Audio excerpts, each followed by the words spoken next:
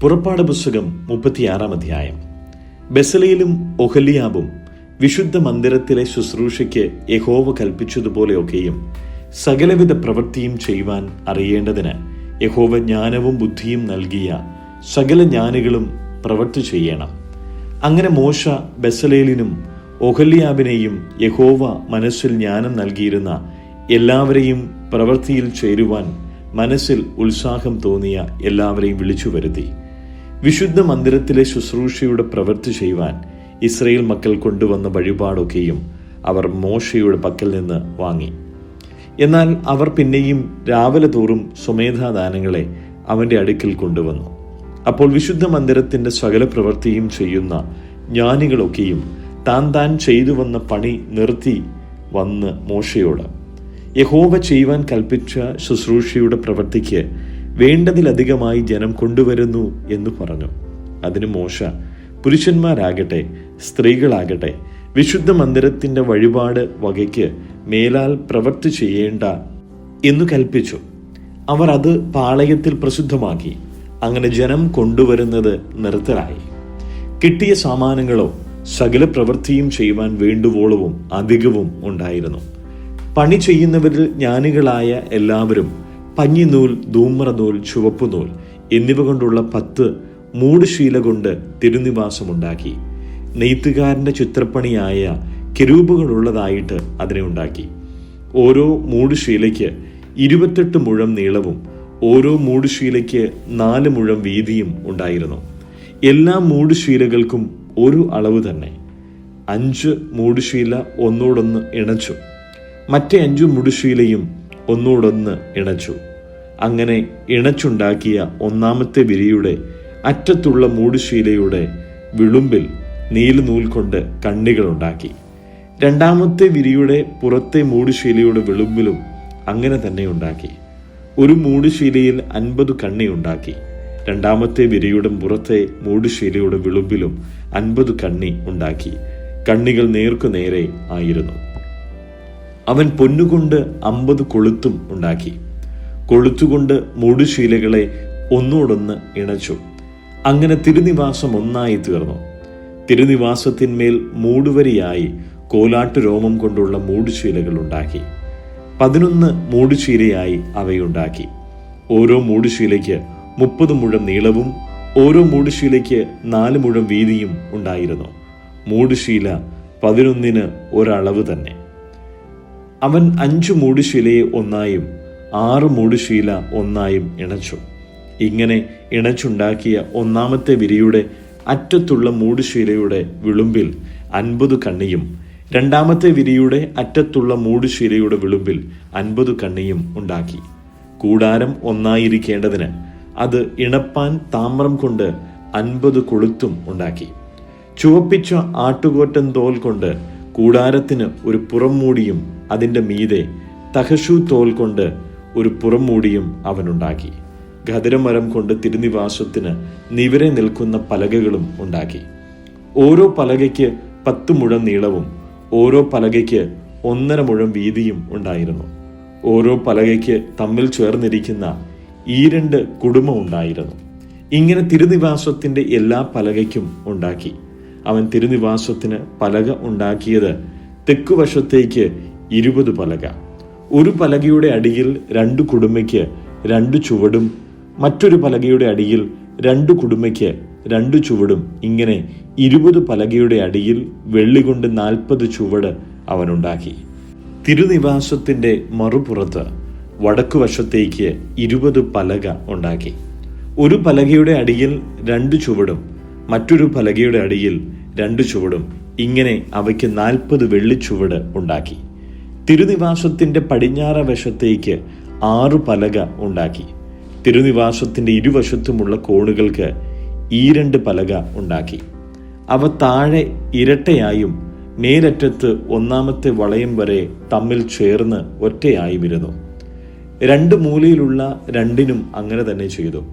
ഇങ്ങനെ 8 പലകയും ഓരോ പലകയുടെ അടിയിൽ 2 ചുവടായി 16 വെള്ളിച്ചുവടും ഉണ്ടായിരുന്നു.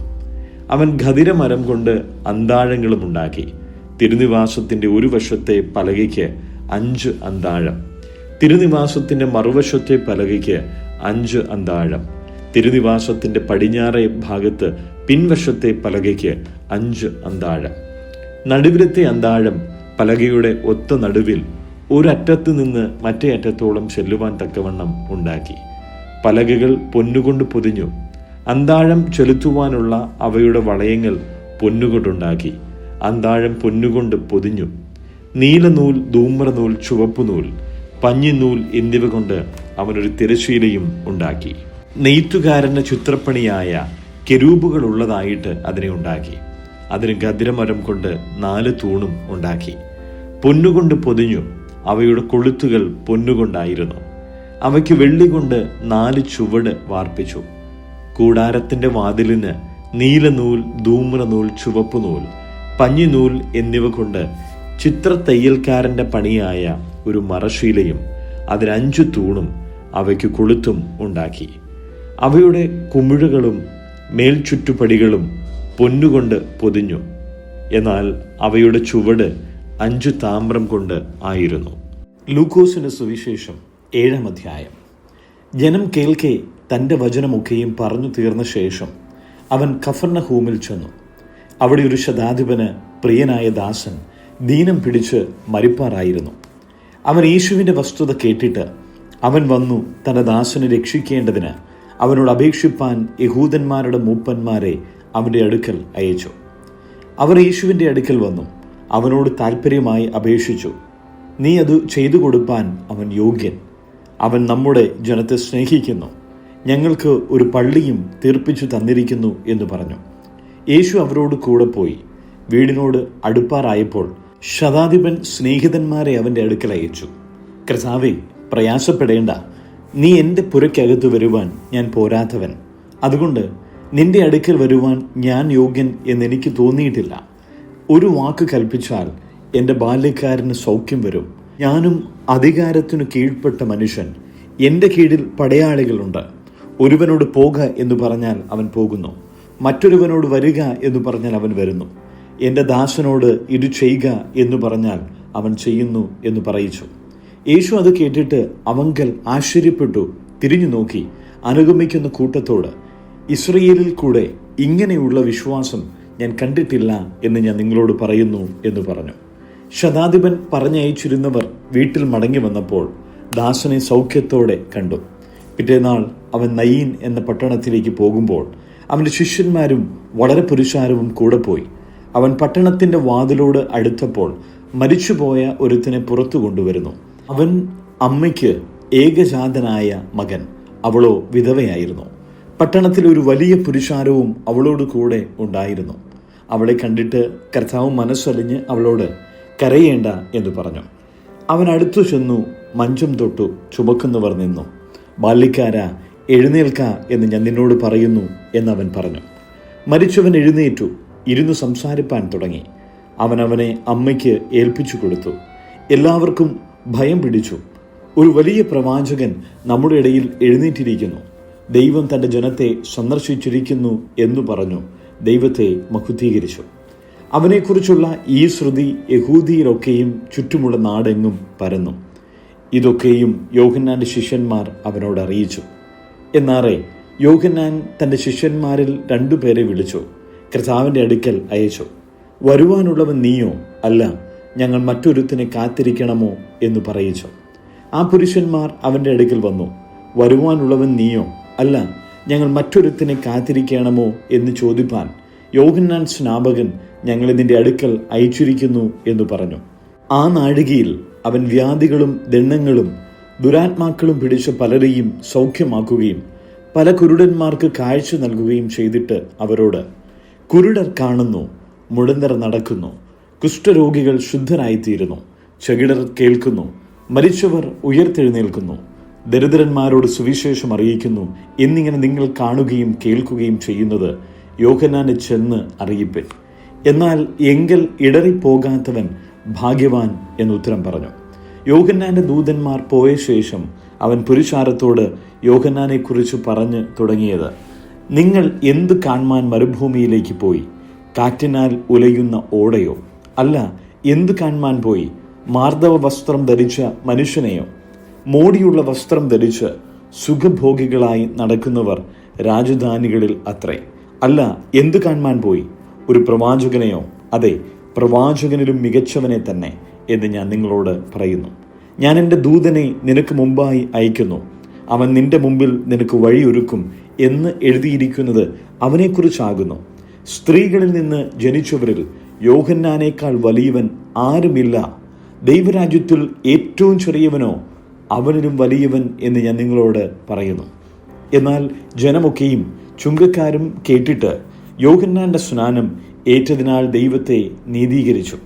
എങ്കിലും പരീശന്മാരും ന്യായശാസ്ത്രിമാരും അവനാൽ സ്നാനമേൽക്കാതെ ദൈവത്തിന്റെ ആലോചന തങ്ങൾക്ക് വൃഥാവാക്കിക്കളഞ്ഞു. ഈ തലമുറയിലെ മനുഷ്യരെ ഏതിനോട് ഉപമിക്കേണ്ടു? അവർ ഏതിനോട് തുല്യം? ഞങ്ങൾ നിങ്ങൾക്കായി കുഴലൂതി, നിങ്ങൾ നൃത്തം ചെയ്തില്ല. ഞങ്ങൾ നിങ്ങൾക്കായി വിലാപം പാടി, നിങ്ങൾ കരഞ്ഞില്ല എന്ന് ചന്തസ്ഥലത്ത് ഇരുന്ന് അന്യോന്യം വിളിച്ചു പറയുന്ന കുട്ടികളോട് അവർ തുല്യർ. യോഹന്നാൻ സ്നാപകൻ അപ്പം തിന്നാതെയും വീഞ്ഞു കുടിക്കാതെയും വന്നിരിക്കുന്നു, അവന് ഭൂതമുണ്ട് എന്ന് നിങ്ങൾ പറയുന്നു. മനുഷ്യപുത്രൻ തിന്നും കുടിച്ചും കൊണ്ട് വന്നിരിക്കുന്നു. തിന്നിയും കുടിയനുമായ മനുഷ്യൻ ചുങ്കക്കാരുടെയും പാപികളുടെയും സ്നേഹിതൻ എന്ന് നിങ്ങൾ പറയുന്നു. ജ്ഞാനമോ തൻ്റെ എല്ലാ മക്കളാലും നീതീകരിക്കപ്പെട്ടിരിക്കുന്നു. പരീശന്മാരിൽ ഒരുത്തൻ തന്നോടുകൂടെ ഭക്ഷണം കഴിപ്പാൻ അവനെ ക്ഷണിച്ചു. അവൻ പരീശന്റെ വീട്ടിൽ ചെന്നു ഭക്ഷണത്തിനിരുന്നു. ആ പട്ടണത്തിൽ പാപിയായ ഒരു സ്ത്രീ അവൻ പരീശന്റെ വീട്ടിൽ ഭക്ഷണത്തിനിരിക്കുന്നത് അറിഞ്ഞ് ഒരു വെൺകൽ ഭരണി പരിമള തൈലം കൊണ്ടുവന്നു.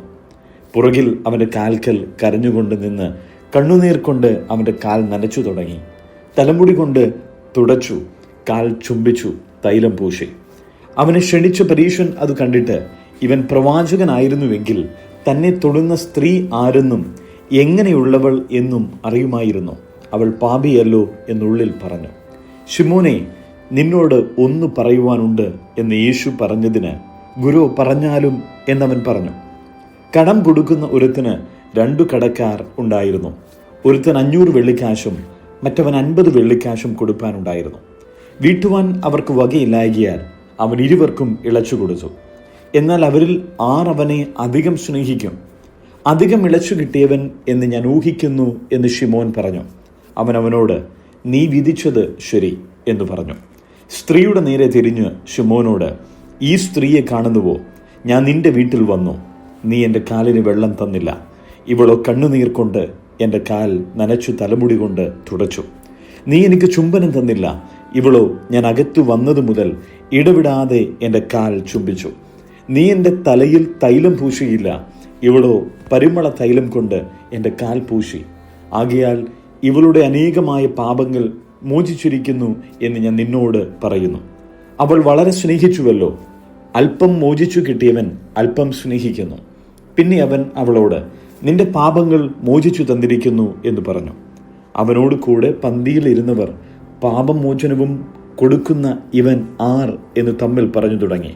അവനോ സ്ത്രീയോട്, നിന്റെ വിശ്വാസം നിന്നെ രക്ഷിച്ചിരിക്കുന്നു, സമാധാനത്തോടെ പോക എന്ന് പറഞ്ഞു.